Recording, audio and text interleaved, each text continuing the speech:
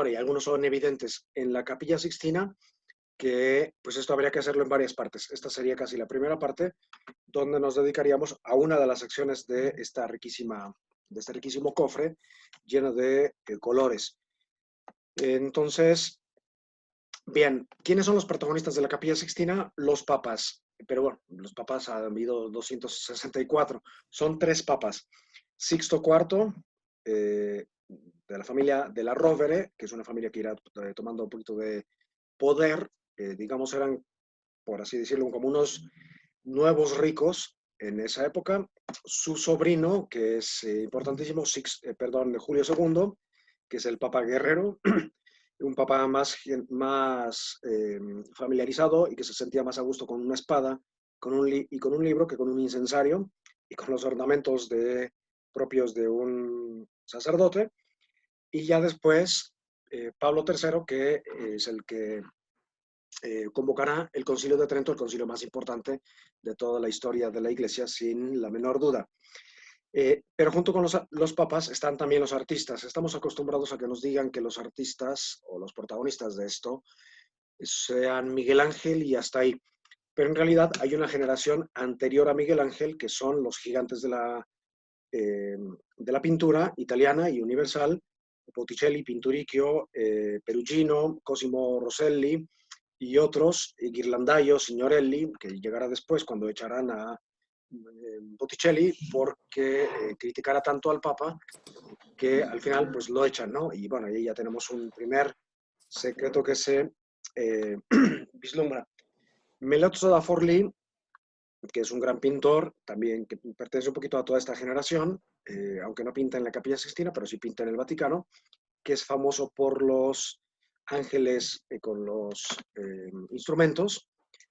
Este hombre pinta un retrato o una escena que pasará a la historia y que es importantísima y que nadie entiende porque como nadie, o bueno, muy pocos saben de arte, que están en el Vaticano, describe la escena en la que Sixto IV, el papa que manda construir la Capilla Sixtina, por eso se llama Sixtina, delante de su sobrino y otras autoridades, manda construir la Capilla Sixtina. Y además este mismo papa es importantísimo, aunque no sea tan famoso, porque manda derruir la antigua Basílica de San Pedro para construir la actual. Ciertamente él no lo vio, estamos en 1470 y tantos. Entonces la Capilla Sixtina se construye en esa época y en muy poco tiempo, de 1481 al 83-84, se pintan las paredes, que esto es importantísimo. El cielo, que es, pues lógicamente, el techo, se va a decorar con estrellas y no va a ser sino hasta mucho tiempo después cuando Julio II, no se olviden de esta cara porque la vamos a encontrar varias veces en la Capilla Sixtina, y esta misma también eh, en muchos, bueno, o en algunos cuadros. Julio II, que en 1506, o sea, por tanto ya pasaron, después de Sixto IV, pasó Alejandro VI, de feliz memoria, eh, con su hija Lucrecia, César Borgia, todos estos. Pero bueno, llegamos a 1503, en que eligen a Julio II, que aquí lo tenemos pintado por Rafael, justo antes de salir hacia una batalla. Aquí este señor tiene casi 70 años y sale encabezando un ejército, una batalla, y que de hecho, como es invierno, tendrán que atravesar el hielo para conquistar en el norte de Italia, en fin. Bueno, pues él contrata a Miguel Ángel para que realice su, su sepulcro, que en realidad es un mausoleo, pero pronto se da cuenta de su vanidad y pues echa por tierra todos los proyectos de Miguel Ángel y le manda, junto con Bramante y otros, le manda construir la Basílica de San Pedro. Pero a Miguel Ángel concretamente le manda pintar la bóveda de la Capilla Sixtina para completar todo ese proyecto en el que, pues, bueno, que es un resumen de las Sagradas Escrituras. siempre que hablo de estos dos grandes papas, Sixto IV y Julio II, de la rovere significa del roble o de la encina, y por eso vamos a ver que en la Capilla Sixtina, sobre todo en las pinturas de estos hombres, dominan las encinas. Hay encinas por todas partes, y eso pues habla del apellido, tan, y veremos cómo lo acusan y lo exaltan a la vez. Pero bueno, siempre que hablo de estos papas me acuerdo de León Magno, que es otro de los grandes guerreros, solo que es un guerrero espiritual, y de Juan Pablo II, que es un guerrero filosófico y teológico, ¿no? Son algunos magnos que ha habido en la historia. Yendo ya concretamente a la Capilla Sixtina, en el conjunto un poquito así del Vaticano están, bueno, la Basílica, que es una magnífica construcción que tiene varios periodos, los museos vaticanos, los jardines, etcétera. Y aquí está la Capilla Sixtina. eh, por fuera. Si nos acercamos un poquito, pues no es la capillita que a veces nos imaginamos, sino que es una fortaleza.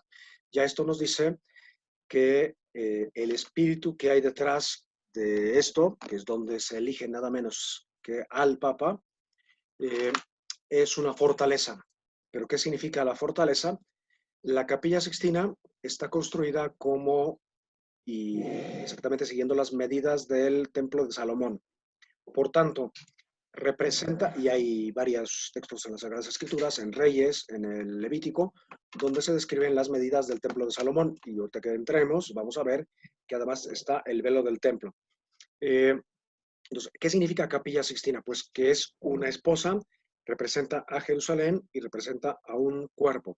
Hay que recordar que en el judaísmo el templo, perdón, el cuerpo es un templo. Ya después vendrá el templo de piedra, pero el templo por excelencia es el cuerpo.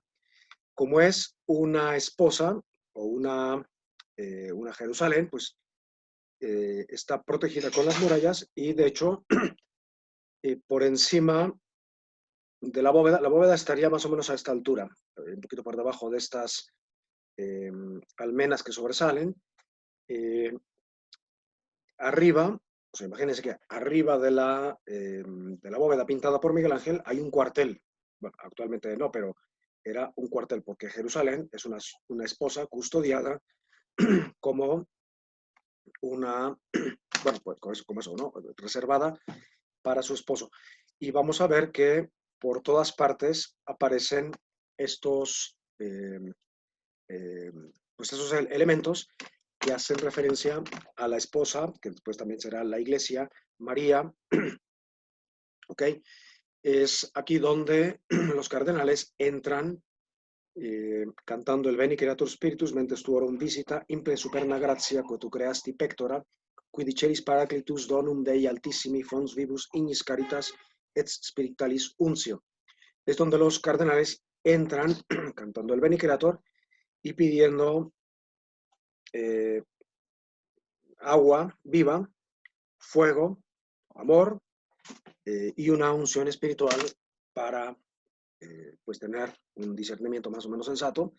De hecho, en el concierto, digamos, de la Capilla Sixtina, se puede ver aquí la fumata, como es la chimenea, y con la chimenea, una esa especie de, bueno, conjunto, ¿no? De chimenea que sube y es lo que da origen a la fumata bianca o nera, o a veces gris, según la habilidad de quien ponga el fuego, que es lo que después, desde afuera, pues es el mensaje hacia fuera, y para que los que entienden, los que están fuera, aquí podemos ver la parte de la chimenea por donde sale el fuego, para los que están fuera, pues puedan saber si se ha elegido o no al Papa. Aquí puse una vista ya dentro de la Capilla Sixtina eh, de, de, pues, de la pared final y de la entrada principal. Si se fijan, sigue las órdenes del Templo de Salomón y esta estructura que hay aquí sería lo que corresponde al velo del templo. Es decir, el templo de Salomón estaba dividido en varios atrios de penetración hasta la parte, digamos, techada. Tenía a su vez dos partes. La parte que se llamaba Kadosh HaKadoshim, o sea, el Santo de los Santos, y la parte de los sacerdotes.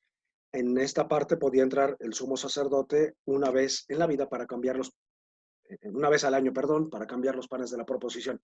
Y el mismo esquema lo sigue la Capilla Sixtina. Es decir, es una esposa, templo, cuerpo, y todo lo que ya he dicho, ¿no? Que ahora estoy resumiendo. Muy bien, también desde aquí se ven los diversos registros, además del piso, que es una maravilla de arte cosmatesco, que vale la pena ir a Roma solamente a ver estos pisos, que son de pisos como son como alfombras de pedacería, de mármoles antiguos, de templos romanos, casas, etcétera, con un significado enorme que, pues, en el que ahorita no vamos a entrar, pero se alcanza a ver, digo solamente un detalle, se alcanzan a ver aquí las dos naturalezas de Cristo que se van entrelazando, pero también significa el matrimonio, ¿no? Lo femenino y lo masculino que se van acercando hacia el final, hacia el apocalipsis, hacia el juicio y hacia la gloria, hacia el cielo. El siguiente registros son como, pues, como si fueran partituras, ¿no? El siguiente son estas alfombras que ahorita vamos a ver, bueno, este cortinaje que está pintado y que donde serán colgados los gobelinos o una especie de tapetes finísimamente trabajados que representan imágenes, lo mismo de las Sagradas Escrituras, cuyos diseños son de Rafael y ya después llevados a cabo por grandes artistas. O sea, imagínense cuadros, pero en forma de alfombras. ¿Por qué no están puestos aquí? Porque en la tradición de los palacios y de las iglesias romanas siempre se pinta esta parte con cortinajes porque siempre está el riesgo de las inundaciones. Pues tengan en cuenta que el agua puede llegar hasta esta altura, entonces se pintan. Más adelante veremos una rarísima exposición con los gobelinos que corresponden a este piso, por así decir, a este registro. Encima están estos registros pintados por los gigantes de la pintura. Algunas no tocaremos, bueno, los veremos todos, pero me voy a detener en algunos por falta de tiempo nada más. Eh, pero representan en el sur la vida de Moisés, que bueno, representa o resume el Antiguo Testamento, y en el norte la vida de Cristo. Esto es importante y curiosamente en las iglesias, por ejemplo en las catedrales góticas, siempre se suele poner el Nuevo Testamento más bien en el sur y el Antiguo Testamento en el norte, porque se trata de vitrales. En este caso, como lo que ilumina, dado que son pinturas, es la luz de otra forma, se ponen en el norte el Nuevo Testamento, porque el sol va más bien por el sur y, eh, y en el sur, que sería la parte más oscura, se pone el Antiguo Testamento. Eh, Antes de seguir adelante, no son escenas que representen o que repitan solamente algunos pasajes. En realidad son alegorías sacadas de muchos libros de la antigüedad, libros simbólicos, por ejemplo, de Hugo de San Víctor, San Ambrosio o un pseudo San Ambrosio, las homilías de Orígenes, Joaquino da Fiore o Joaquín de Fiore, que son grandes teólogos que, pues, hablan en sentido alegórico. Entonces, una figura o una persona en realidad significa a diversos personajes, ¿no? Eso lo vamos a ver más adelante. Ok. Eh, bueno, continuando hacia arriba, están los retratos de los papas que, pues, comparados con los demás, no es que tengan un especial valor estético. Después está la genealogía de Cristo y los reyes de Israel. Entonces, hubo tres grandes generaciones que corresponden, de hecho, a los tres papas que dije. Sixto IV manda, y más o menos determinados, estos registros con ese equipo que por primera y casi única vez en la vida, un equipo de gigantes que hacen todo un proyecto. No son pinturas aisladas, sino que hay una progresión, los mismos personajes, en fin, como ya veremos, los papas, ok. Entonces, primera generación, Sixto IV. Siguiente generación sería eh, Julio II con la bóveda, por tanto, ya con Miguel Ángel a partir de 1508 y a partir de 1541 con Pablo III, la pared final de la Capilla Sixtina que representa, bueno, la pintura jamás más grande, jamás pintada, o el fresco, que representa el juicio final y que, bueno, eso lo veremos en la Capilla Sixtina II. Aquí se pueden ver los registros. Como ven, pues tenemos mucho más que simplemente un Miguel Ángel. Así, dentro de esta introducción, así para dar un poquito de adelantos, en la Capilla Sixtina hay personajes históricos, por ejemplo, de este señor, que es solamente uno de los 300 que hay en el juicio final. De este señor sabemos que es Biagio da Cesena, entonces habrá que ver qué hace ahí, ¿no? En el infierno, con esta postura concreta, con una serpiente que le da la vuelta. Entonces, en realidad tenemos aquí mitología griega, la Divina Comedia, Biblia, personajes históricos, teología. Ok.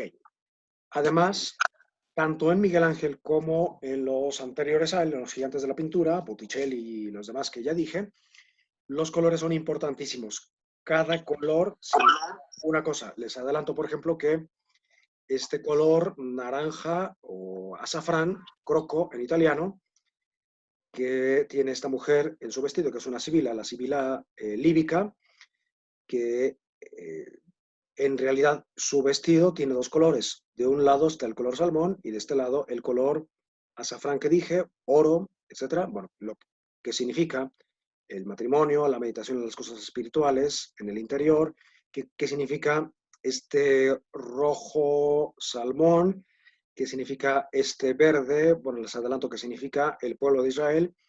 Otra cosa que siempre aparecerán en la Capilla Sixtina, sobre todo en la bóveda, figuras referentes o alusivas a la Virgen, a la Iglesia, a Eva, a la esposa, y siempre aparecerán parejas y trinidades. O sea, el número 2, el 3 y la referencia a María. Porque siendo una esposa, pues es lógico que aparezca siempre en pareja. Y una estructura trinitaria siempre la vamos a ver por todas partes. Ahorita veremos otros detalles. Otra cosa, por ejemplo, por aquí tenemos otro personaje histórico, se trata de Pietro Aretino, que es, bueno, ¿y por qué está representado así y ahí? Como un Bartolomé despellejado, o casi parecería que Bartolomé o este señor está despellejando o está cargando la salea de su propia piel, entonces por tanto se refiere a Bartolomé. Vean que una persona o una pintura hace referencia a varios personajes. Este es uno de los varios retratos, que no son pocos, o autorretratos de Miguel Ángel que hay en la Capilla Sixtina. Esto también está en el juicio final. Pues vamos a ver qué significa este autorretrato de un Miguel Ángel despellejado por este teólogo. O sea, qué historia hubo ahí. La, eh, la estructura de la bóveda, concretamente, que es lo más conocido de la Capilla Sixtina, tiene, como dije, una estructura trinitaria. Tiene tres partes. Aquí tenemos una parte, aquí tenemos otra parte y la tercera parte, que en realidad esta es la primera, la segunda y la tercera, porque también tiene diversas lecturas. Y cada parte se divide en tres, o sea, son tres trípticos. El tríptico de Noé, el tríptico de Adán y Eva y el tríptico de el Dios creando, o de la creación, antes de la creación humana. Tiene también una estructura, digamos, israelita, tiene 12 personajes aquí, y curiosamente hay aquí 7 profetas y 5 sibilas. Las sibilas son adivinas o profetisas o brujas o suegras, si quieren, del mundo griego, y han sido tomadas en algunas épocas de la historia como profetisas. Ya después del Concilio de Trento se prohibió la inclusión de las sibilas en las iglesias, pero hay que, acuérdense, no sé si lo sepan, pero en las iglesias estaban los signos del zodiaco. Los filósofos en la Catedral de Siena, por ejemplo, están Aristóteles, Platón, otros grandes filósofos, Séneca, en las fachadas. Aquí tenemos algunas de las sibilas, las quise poner para que, así todavía dentro de una introducción, vean que los colores son muy importantes. Por ejemplo, vean este color violeta, todas son trinidades, ¿lo ven? Este hombre, bueno, este niño que casi le está quemando el pelo a esta sibila, el color celeste, el croco, y este color muy característico de Miguel Ángel, que es un verde amarillento o un amarillo verdoso, que, bueno, significa el pecado, ¿no? Tiene el color de la hiel, de la pus, etc. Y así eh, otros, otros colores que vamos a ver aquí. Aparecen los cuadros, no solamente son riquísimos, digamos, en su propio contenido, sino que todos los cuadros están en relación con los demás. Por ejemplo, este Isaías que encontramos ahí colgando de la Capilla Sixtina, de la bóveda, tiene un movimiento en sus manos que parte del libro donde tiene introducido el dedo meñique. Entonces, ¿qué significa el meñique? ¿No? Un niño nacerá de una virgen, y por eso con la mirada, con el dedo, y un poco los otros personajes de la Trinidad están apuntando hacia unos personajes que hay allá abajo. Entonces, esto es otra cosa típica de la Capilla Sixtina. Hay un diálogo entre todas las esculturas. Otros de los secretos, por ejemplo, ya yendo al juicio final, ahorita todo esto es solo una introducción. Estamos yendo de aquí para allá para ver algunos de los símbolos. Vemos que, por ejemplo, aquí un gran mensaje, que la vida hasta el último momento es una lucha encarnizada entre el demonio y las pasiones, todo lo que sabemos, hasta el último momento. Aquí tenemos en esta parte inferior del juicio final, que es la parte de la resurrección, en la que los cuerpos están, digamos, reencarnando la carne que tuvieron en vida, para ser juzgados. Vemos aquí, por ejemplo, una pareja que están tratando de rescatar, entonces es el valor de la intercesión.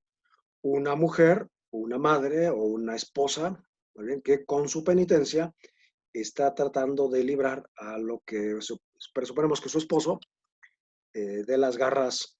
Bueno, más adelante hay otros esposos y esposas. Sabemos que unos son esposos porque incluso en ese momento están discutiendo, ¿no? Esa es una de las características eternas del matrimonio. Aquí tenemos la sorpresa ante la resurrección, y en realidad algunas de estas figuras están citando el libro de Ezequiel. Otra característica de la Capilla Sixtina es que están presentes prácticamente todos los libros de las Escrituras. Y según algunos críticos de arte, bueno, mientras pueden ir viendo otras figuras, en esta figura, o en este conjunto de figuras, estarían Agustín con Mónica, que es su madre, y quizás este sea Adeodato, que es el hijo que tuvo San Agustín, fuera del matrimonio, con esas historias que sabemos. Esta mujer volverá a aparecer ahí arriba, y por eso digo que quizás se trata de Santa Mónica, y la volveremos a encontrar ya en el juicio final. Perdón, en la parte del paraíso. Eh, La Capilla Sixtina que conoció Miguel Ángel, o la que dejó Sixto IV, es esta prácticamente. El cortinaje, los registros de arriba, el cielo. La Capilla Sixtina fue inaugurada, o en realidad la palabra es bendecida o dedicada más bien, el 15 de agosto de 1483. Entonces, en la bóveda pues aparece el manto de María, que es un manto como el que tendrá después la Virgen de Guadalupe, un manto azul con estrellas, porque se entiende que todo este cuerpo es un cuerpo femenino, un cuerpo de esposa, ¿ok? Bien, pues aquí tenemos raramente una exposición de los gobelinos con escenas bíblicas. Entonces, las escenas de la Biblia que faltan en todo este cofre lleno de colores pues están justo aquí. No sé si ustedes hayan ido a la Capilla Sixtina, pero la experiencia de todos prácticamente es que un poquito son estos sentimientos. Uno de expectación, ¿no? Yo he acompañado a muchas personas y en cada sala que vamos pasando de los museos vaticanos van diciendo, ¡ay, por fin la Capilla Sixtina! Y no, no es la Capilla Sixtina.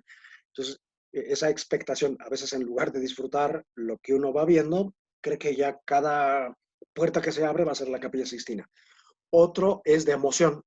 Uno llega, no por la puerta principal, sino por esta puerta pequeñita, que es una especie de sacristía.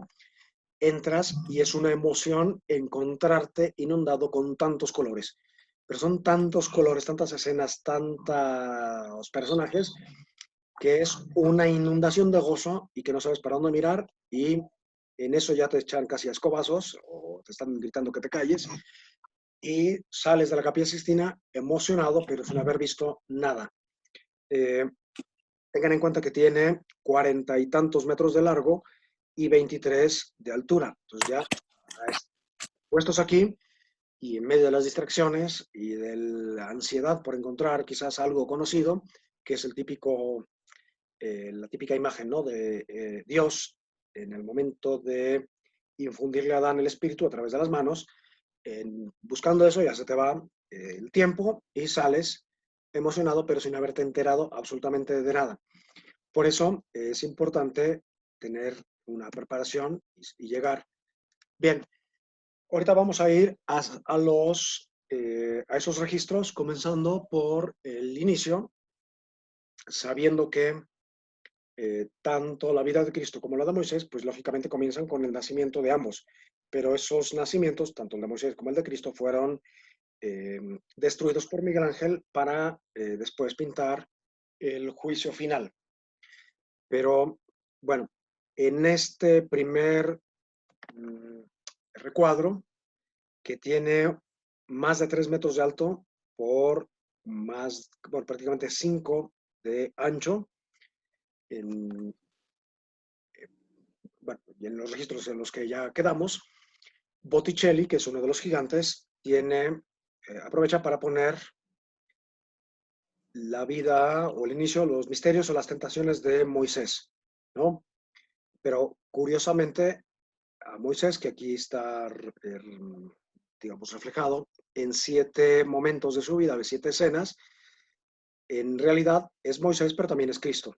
Es Moisés, pero es el Cristo, buen pastor, y otras escenas que ya veremos. Moisés, que ante digamos, el maltrato que un egipcio está dándole a un hebreo, lo golpea, el hebreo sale pues corriendo, según esta escena, pero en realidad aquí este hebreo es también Jacob, que está entrando a la tumba de Hebrón, que sabemos que siempre en el arte se representa con 2 puertas. Moisés huye al desierto, donde se encuentra a unos pelafustanes que están maltratando o molestando a unas mujeres. Entonces los vence, eh, y esto también significa el buen pastor que acaba con los malos pastores.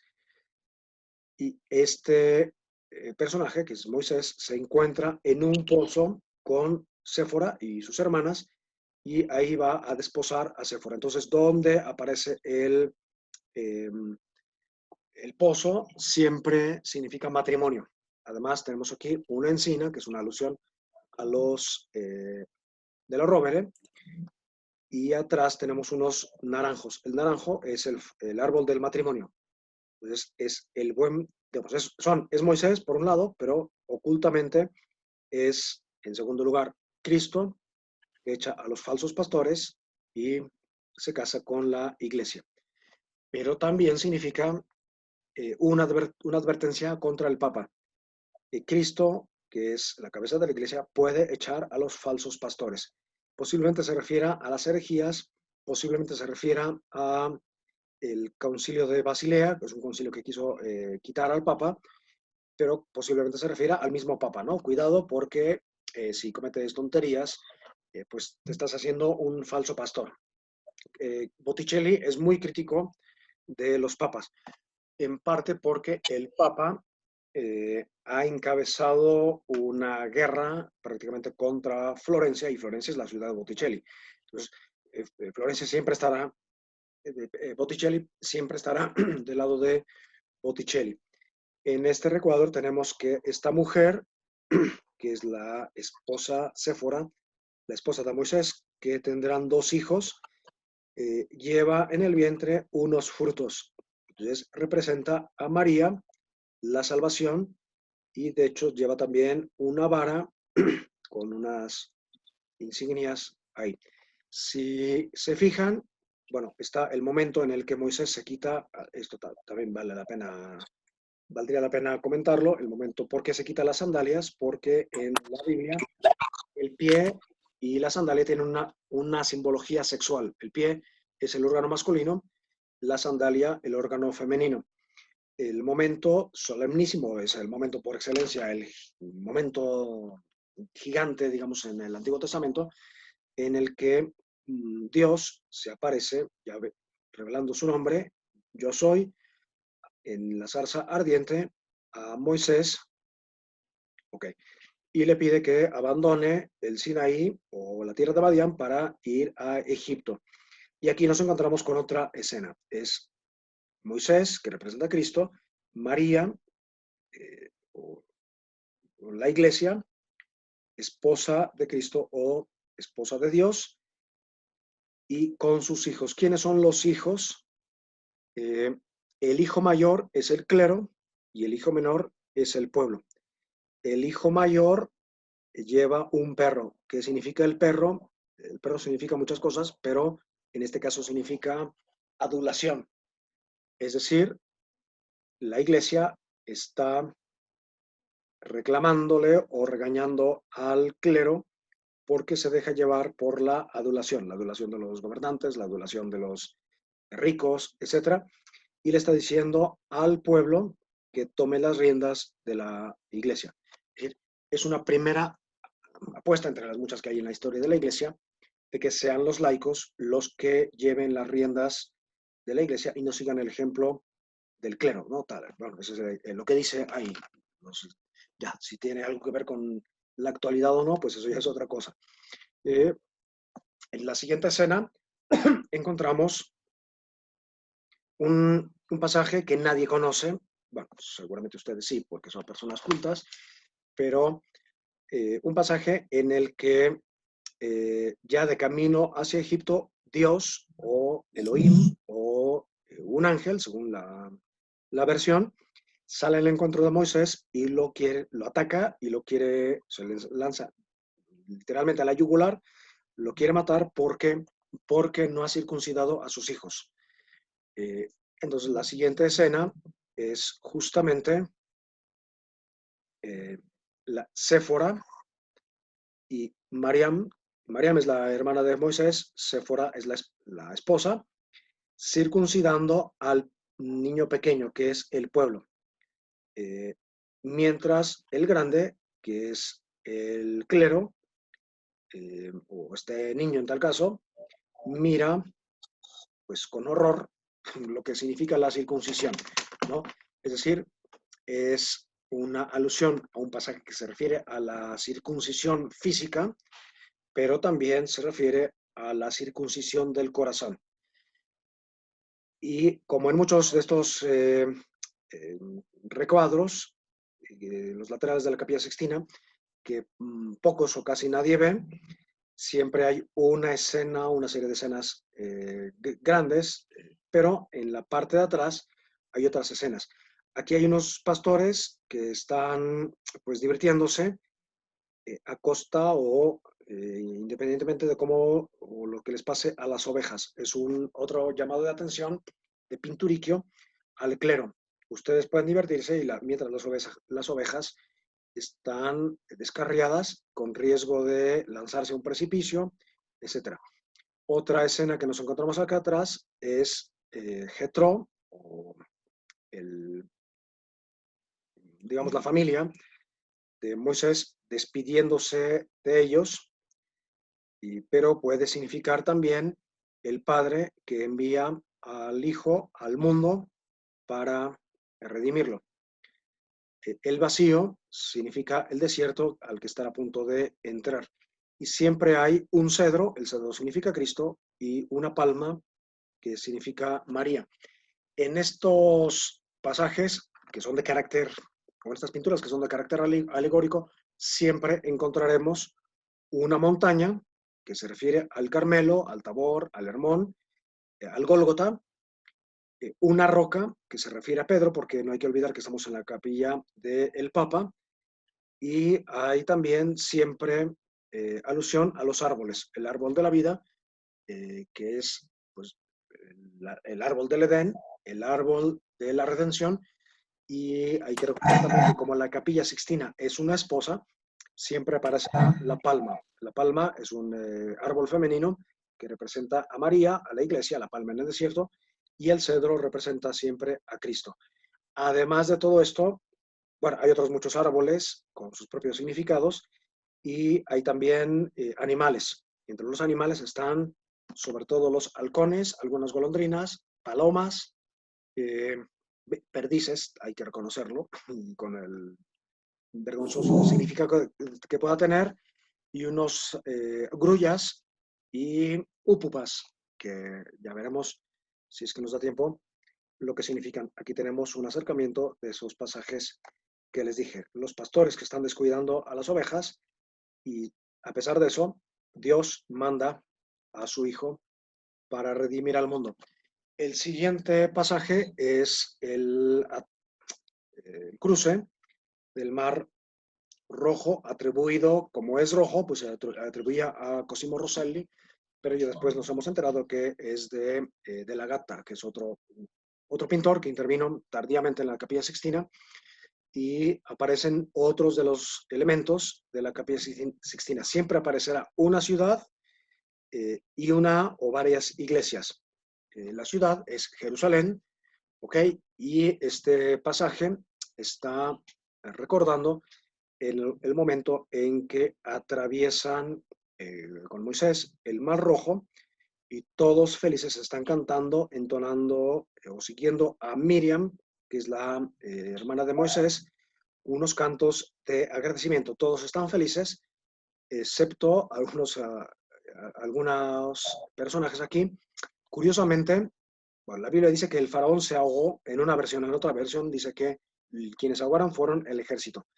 Tenemos del otro lado al faraón de Egipto y en medio del agua hay alguien que parece, o varios que parecen que no están felices, que son estos dos.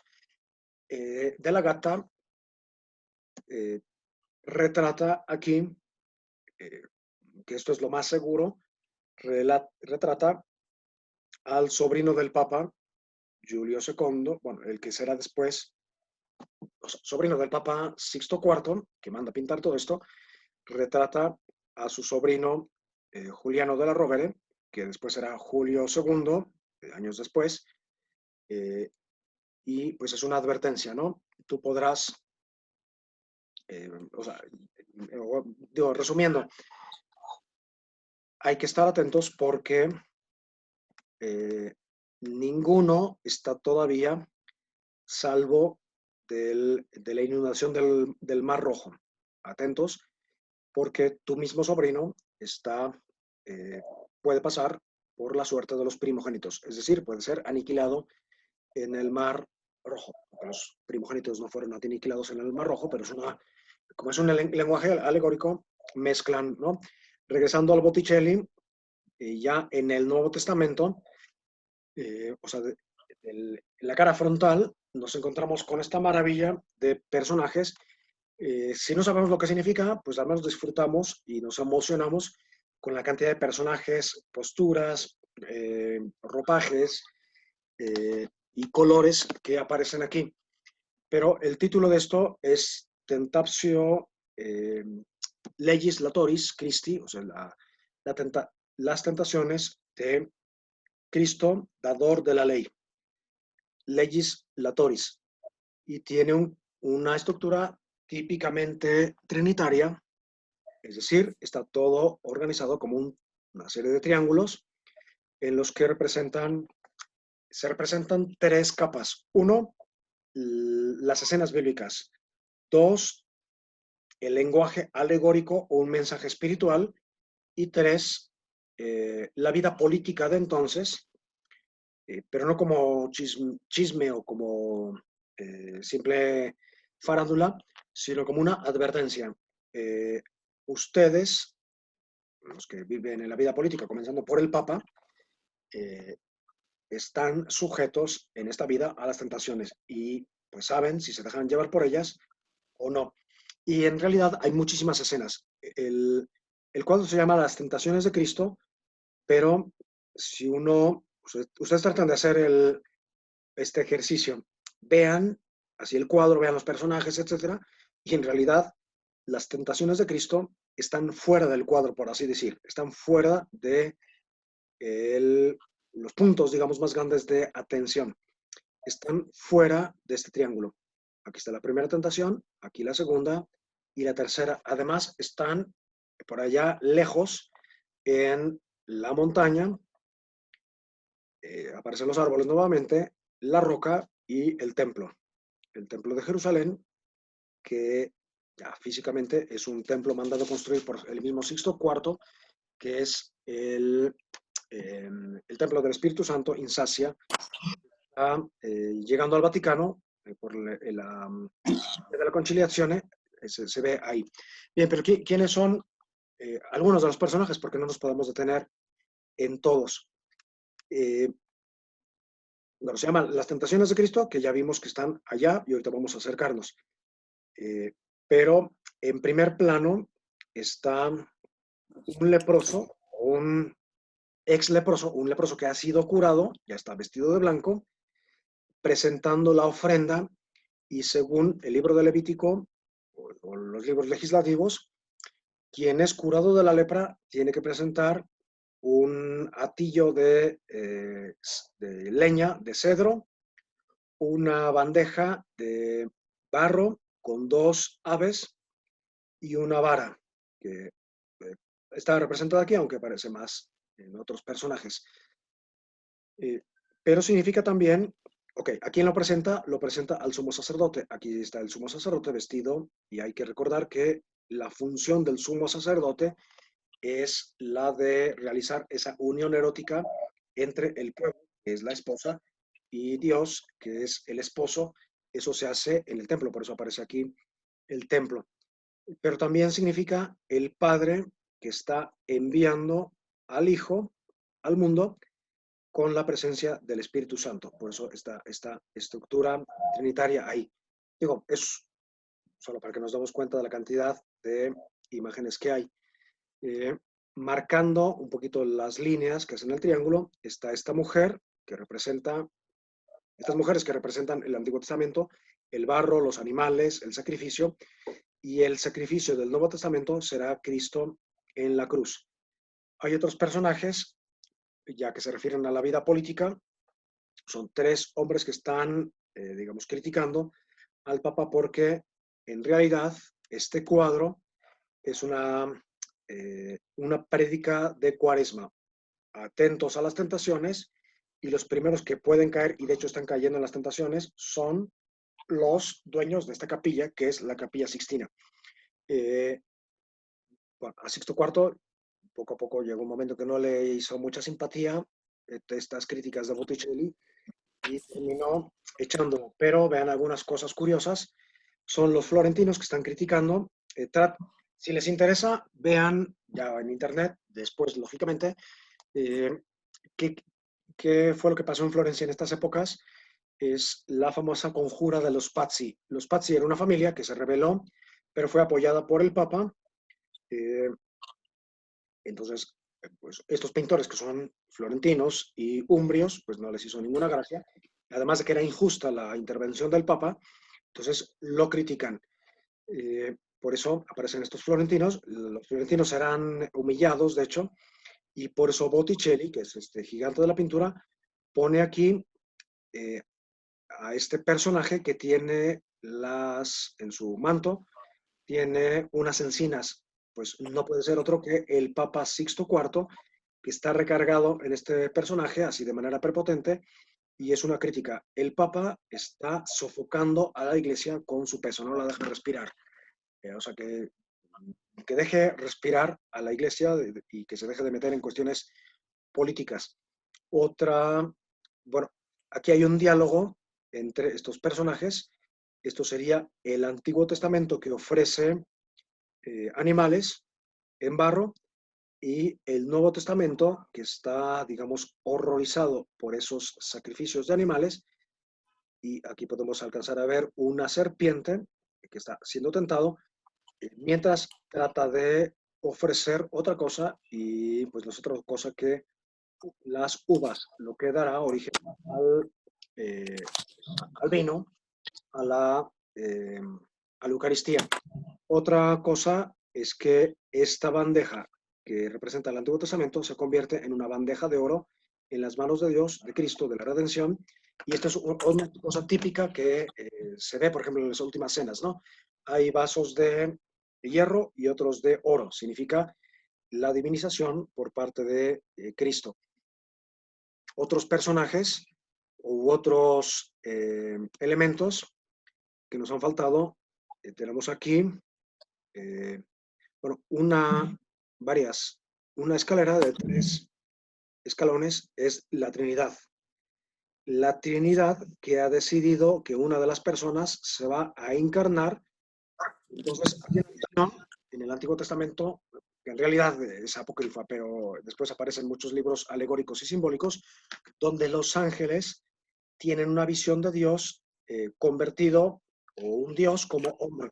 Entonces, los ángeles deciden adorar a ese Dios convertido en hombre, bueno, convertido, encarnado, y deciden servir a los hombres porque son imagen y semejanza de Dios.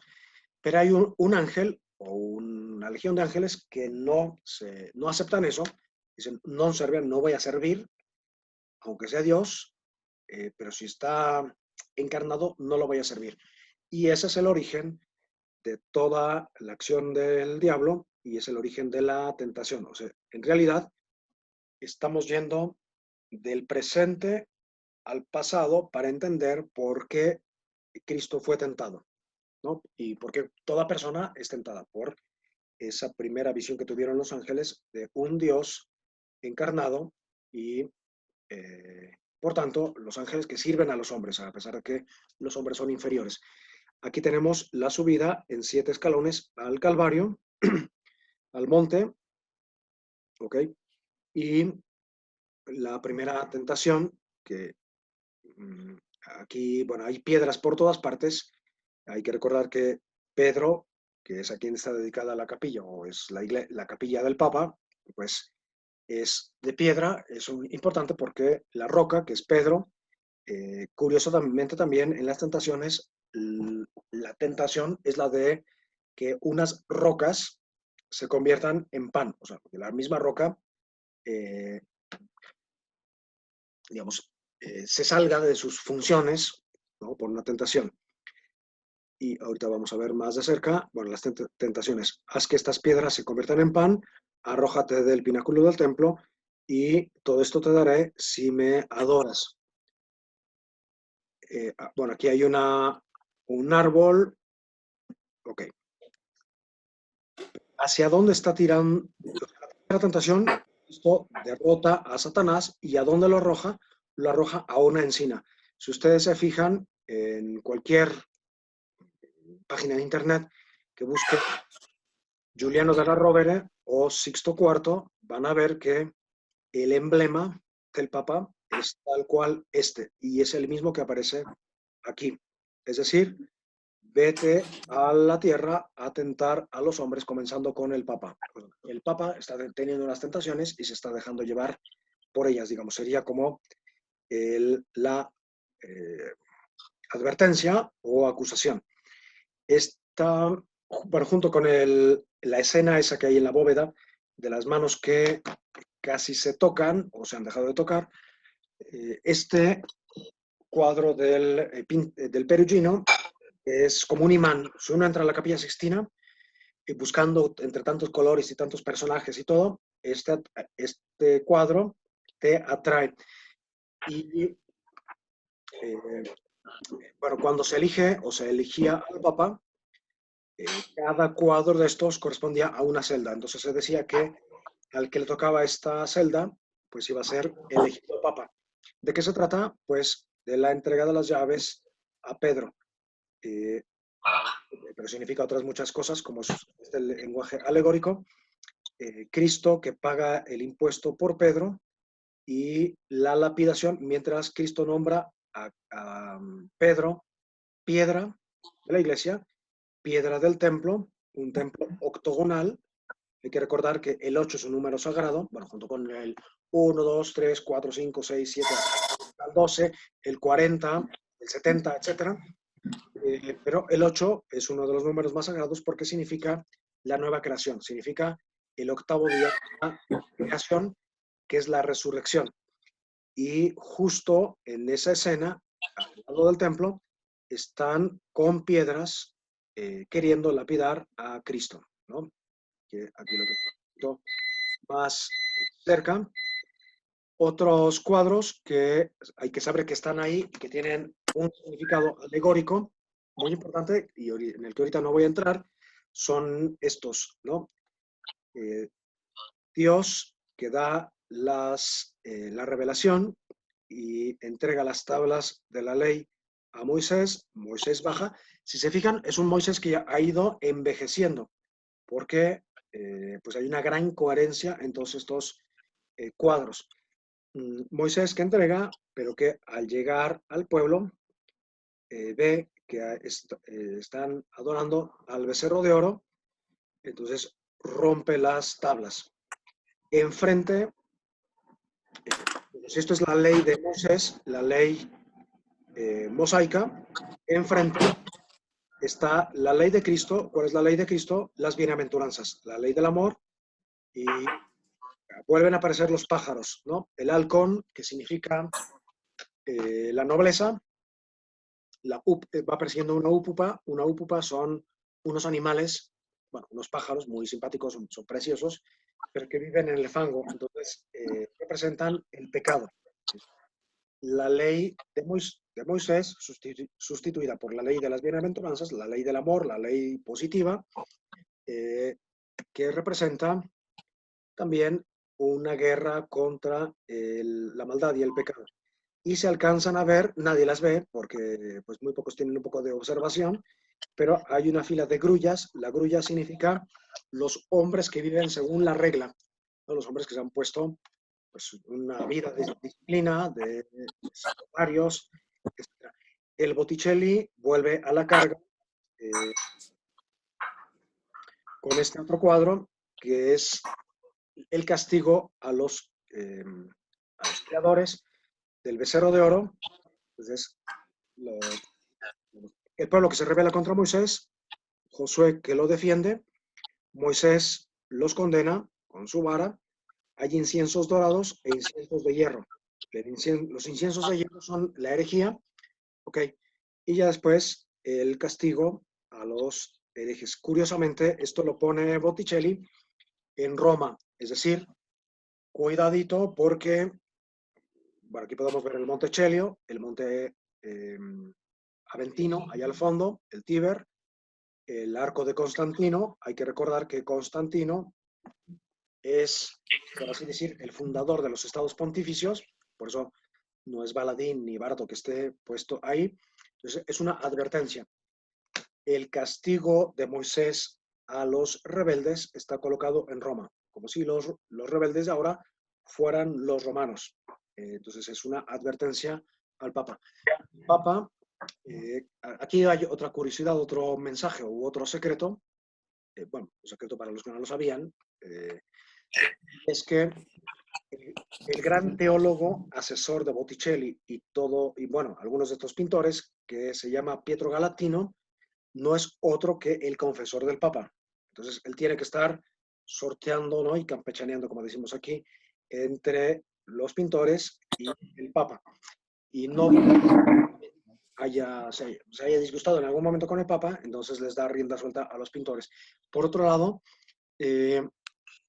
tardaban mucho en pagarles y pues esa era otro fuente de disgustos para los pobres pintores. Y el mismo Pietro Galatino en algún momento le dijo al Papa que pues, se fuera al norte a hacer guerras para que dejara en paz ya a los pintores. El caso es que el Papa llegó un momento en que no, le colmaron la paciencia y de los 4 cuadros que iba a hacer Botticelli, solo realizó 3. Lo echó prácticamente y como solidaridad, Pinturicchio, si no recuerdo mal, alguien me puede corregir, y el Perugino, y no recuerdo si Cosimo Rosselli, se solidarizaron y regresaron con él a Florencia. ¿No? Aquí tenemos, y curiosamente, es otra de las curiosidades o secretos, o en fin, aquí tenemos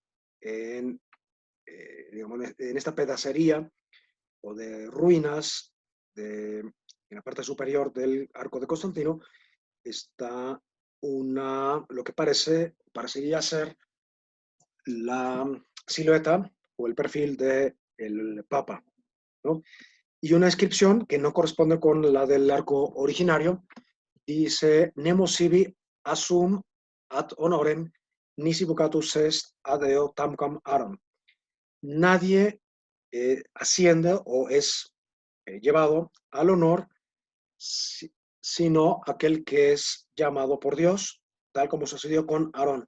Es una advertencia a los herejes, a los que están contra el Papa, pero que también es una advertencia contra el mismo Papa.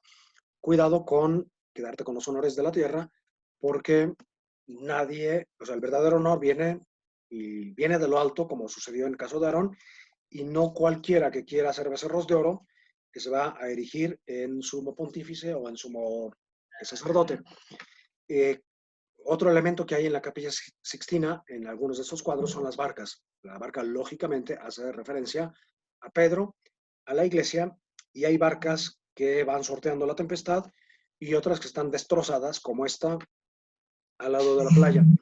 Puede ser una referencia o una advertencia al Papa. Es una barca que está claramente rota, y además aquí encontramos los esqueletos de otra barca. Son o pueden ser las herejías y la barca de la iglesia que está a punto de zarpar hacia la nueva era de aquella época, ¿no? Es decir, es un cúmulo enorme de mensajes, como es este otro que tenemos aquí, de Signorelli. Signorelli fue llamado después de que echaron a Botticelli y a los otros. Signorelli no es cualquiera, es un gigante también que trabaja en Orvieto y que será nada menos que el que le va a enseñar la técnica del fresco a un Miguel Ángel que es obligado a pintar la bóveda y que nunca ha pintado en el fresco.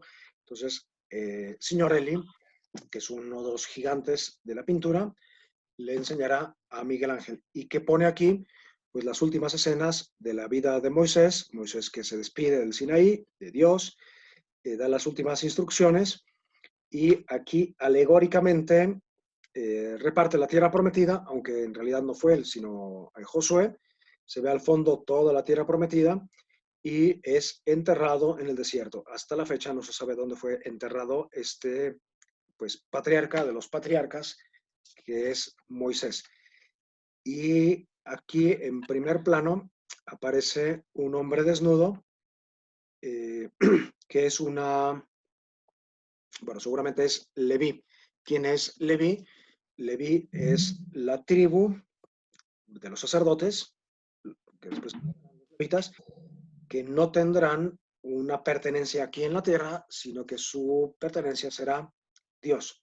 Eh, y por eso aparece desnudo.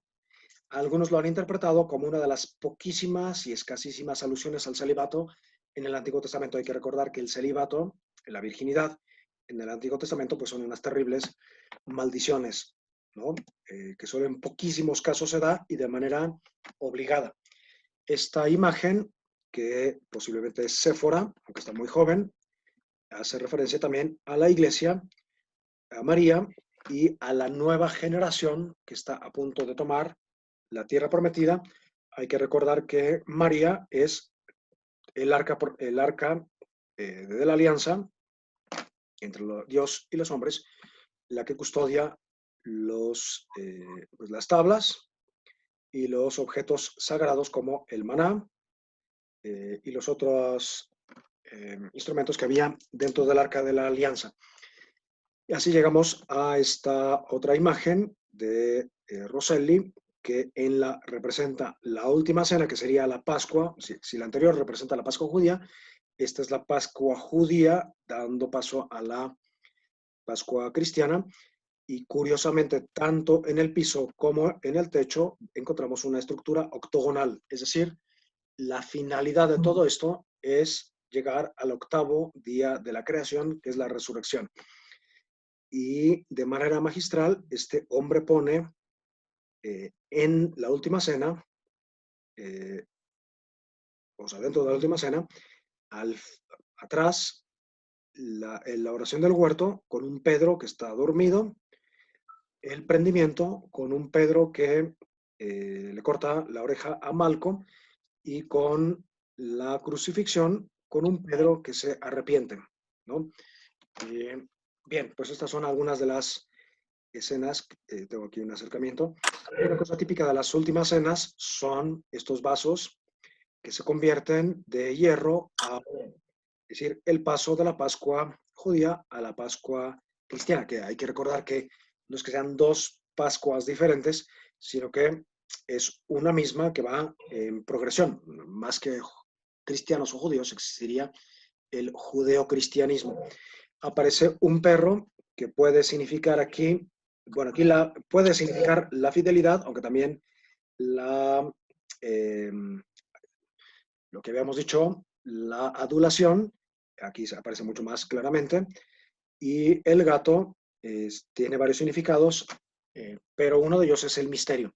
Los gatos, es decir, ven cosas que los hombres no alcanzamos a ver. Aquí tenemos estas escenas maravillosas y de espaldas al espectador está Judas con el demonio que le está soplando al oído.